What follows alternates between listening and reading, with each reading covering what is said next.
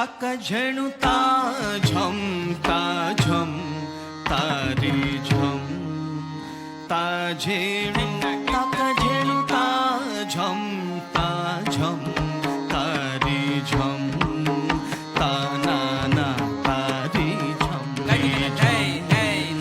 ता झेणु तक झेणुता झम ता झम तारी झम ता ना ना तारी झम ता ना ना तारी Odissi is from Orissa. It's from the eastern region of India. So I am an Odissi dancer, and I moved to Singapore in 2004. I've always wanted to create a contemporary form, and I started that in 2000 before I came to Singapore, because I always felt that the word contemporary, when people talk about contemporary dance, they talk about Western contemporary.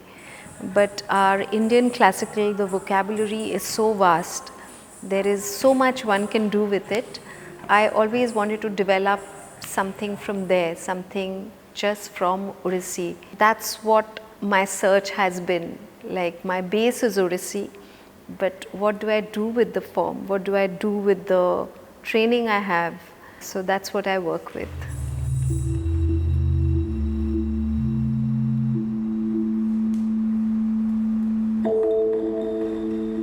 The most important thing in the Odissi form is the lower body is very strong, and we have footwork, and it's the isolation of the upper body. We have the torso, which is very subtle, and the torso is connected to the gaze. Your spine needs to be strong, which is for all dances, but this isolation of the torso, it's very characteristic of Odissi. So we have a chalk, we have tribhang, which is 3 bends of the body, we have hand gestures, we have gaze. So these are all the basics of the form. So the contemporary form that I've drawn from Odissi is, you could call it deconstructing the basic vocabulary, taking the chalk, taking the tribhang, taking the basics, and how do you make them abstract? How do you tell stories? What has always interested me is not to tell a story with your face, but with your gaze and with your body. The dance that I did, the first part was Hamsadhani Pallavi. The word Pallavi is an elaboration, and Pallavis are absolute pure dance pieces, and that was choreographed by the late Guru Kelucharan Mahapatra. It's just pure dance, it doesn't tell a story. It is an elaboration of the rag Hamsadhani, and it is the beat, it's in 4 beats. So as the Pallavi goes on, I did a small extract. It was the start of the Pallavi. It just gets faster and faster, and you elaborate on the rhythm and the rag.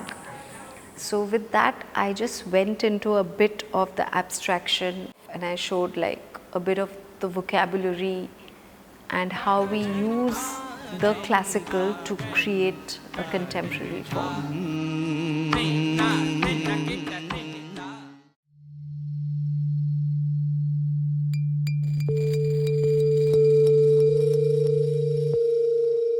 I've always felt that classical costumes are too elaborate. The costumes are very beautiful. You get drawn to the costume and you don't see the form, you just see the beautiful dancer, it's more about the exterior. So I have tried to strip down the costume so that one looks at the form, doesn't get distracted by the costume. In Odissi, gender is very blurred. Mitu, who danced with me, he's from the Gotipua tradition. He started dancing when he was 4, and he would dress up as a girl and dance till he turned 16. So there is no male and female dancing, there are both elements in a dancer. So a male dancer could be very feminine, a female dancer could be very masculine and could have a lot of tandem.